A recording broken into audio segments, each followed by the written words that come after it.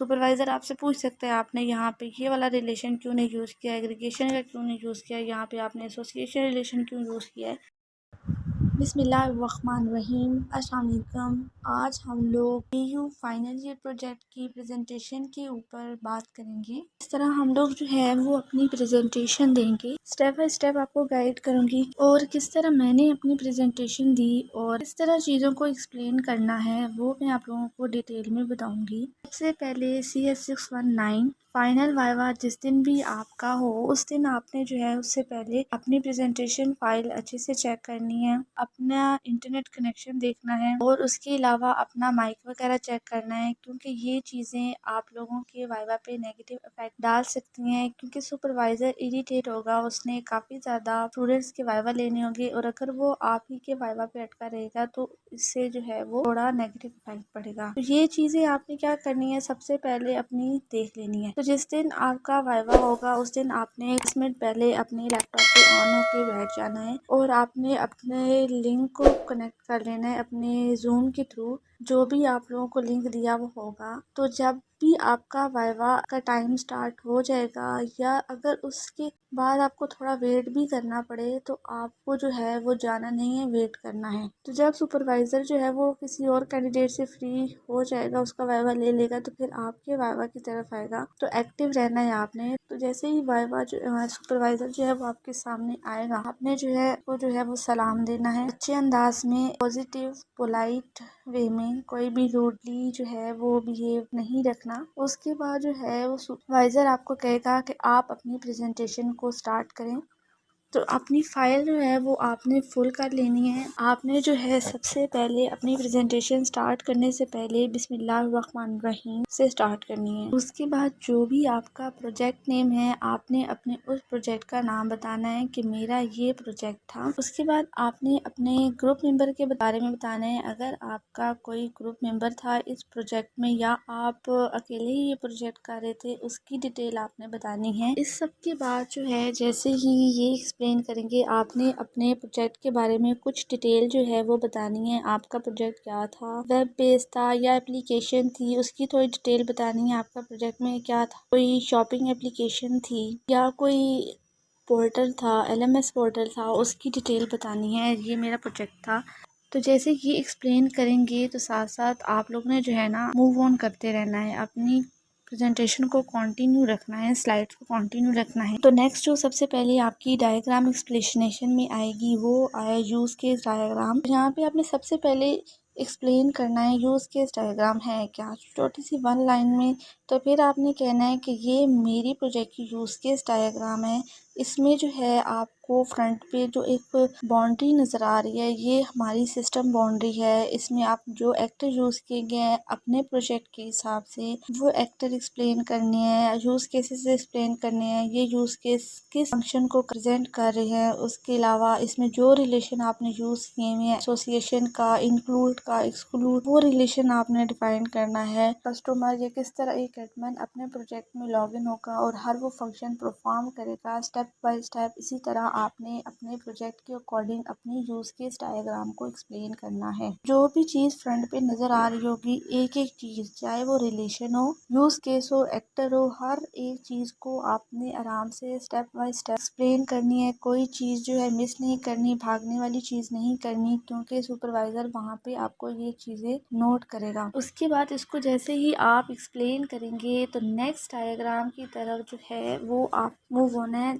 तो उसके बाद जो हमारी नेक्स्ट डायग्राम आएगी वो आर्किटेक्चर डायग्राम होगी। आपने ये डायग्राम अपने प्रोजेक्ट के अकॉर्डिंग बनानी है, उसके अकॉर्डिंग आपने एक्सप्लेन करनी है कैसे जो है वो फर्स्ट लेयर से सेकंड लेयर पे डाटा जाएगा, किस तरह डाटाबेस में जाएगा, किस तरह फिर वापस वो रिस्पॉन्स करेगा और आपकी स्क्रीन पे जो है वो शो कराएगा। के अकॉर्डिंग आपने ये डायग्राम बनानी है और इसी के अकॉर्डिंग अपने प्रोजेक्ट के अकॉर्डिंग ये डायग्राम एक्सप्लेन करनी है स्टेप बाय स्टेप। डायग्राम पे मूव होना है जो कि सीक्वेंस डायग्राम है। तमाम डायग्राम्स पे मैं कह रही हूँ अपने प्रोजेक्ट के अकॉर्डिंग बनानी है, उसके अकॉर्डिंग ही एक्सप्लेन करनी करनी है कि मेरे प्रोजेक्ट के इलाज के अकॉर्डिंग ये डायग्राम ये एक्सप्लेन कर रही है। फिर आप लोगों ने इसी तरह सीक्वेंस डायग्राम को एक्सप्लेन करना है कि ये सीक्वेंस डायग्राम में जो जो आपने यूज किया गया, चाहे वो बार है, रिलेशन है, क्रॉस क्या इसमें डिफाइन कर रहे हैं, उसके बाद ये एंटिटी क्या डिफाइन कर रही है, कौन सा रिलेशन क्या डिफाइन कर रहा है, कहाँ जा रहा है, क्यों जा रहा है, सेल्फ लूप में इसकी क्या डेफिनेशन है, तो इस तरह एक्सप्लेन करना है। उसके बाद इस तरह जो सीक्वेंस डायग्राम होगी, जो मेन इंपॉर्टेंट 3 से 4 डायग्राम होंगी, आपने वहाँ पे वो यूज करनी है। जैसे अगर आपका कोई शॉपिंग की वेबसाइट बनाई है तो उसमें मेन इंपॉर्टेंट जो है वो आप एक कार्ड की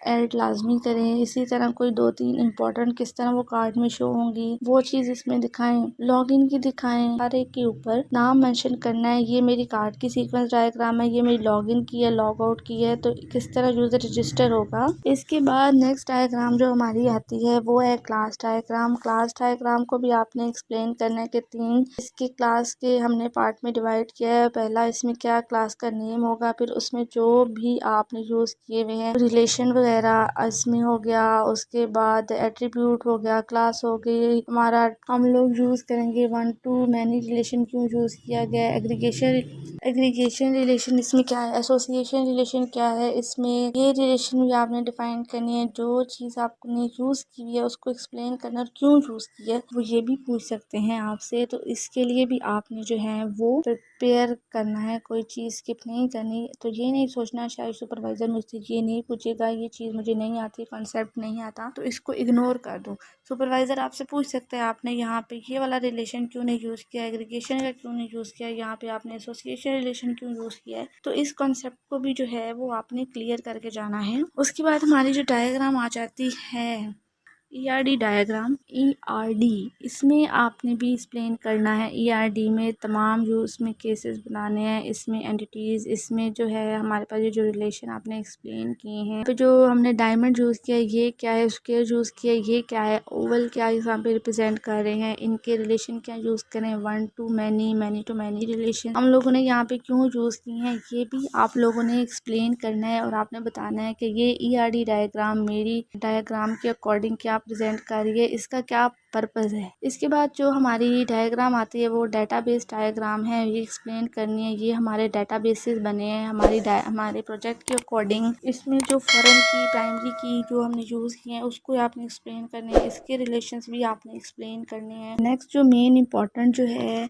हमारा प्रोजेक्ट का स्केड्यूल, इसको जो है वो काफ़ी ज़्यादा स्टूडेंट्स इग्नोर करते हैं, बस बता देते हैं ये हमारा प्रोजेक्ट है और इसको इस तरह जान छुड़वाने वाली चीज़ करते हैं, लेकिन ये नहीं करना। हर एक चीज़ को आपने एक्सप्लेन करना है। आपने इसको भी एक्सप्लेन करना है कि सर ये मेरा प्रोजेक्ट था, इसके अकॉर्डिंग जो है मैंने अपने प्रोजेक्ट को बनाया है। हर एक चीज़ के लिए मैंने एक टाइम पीरियड रखा हुआ था, उसके अंदर रहते हुए मैंने तमाम अपनी असाइनमेंट्स, अपनी कोडिंग वगैरह की है और कंप्लीट की है, और इसी सीक्वेंस की वजह से जो है वो मेरा प्रोजेक्ट कंप्लीट हुआ है। तो ये चीज़ भी आपने एक्सप्लेन करनी है, तो इसको भी इग्नोर नहीं करना है। कुछ चीज़ भी प्रेजेंटेशन में इग्नोर नहीं करनी। उसके बाद आपने कुछ इंपॉर्टेंट स्क्रीनशॉट जो है मेन आपकी वेबसाइट्स के, आपका प्रोजेक्ट कैसा जो है वो नज़र आ रहा है, क्या उसका जो है वो व्यू है, वो आपने यहाँ पे अच्छी 4-5 तस्वीरें लगवा लें। लॉगिन की आप लगवा लें, उसके कोई कार्ड है, कार्ड के अंदर का प्रोसेस की जो है वो लगा लें, तो वो एक्सप्लेन करें।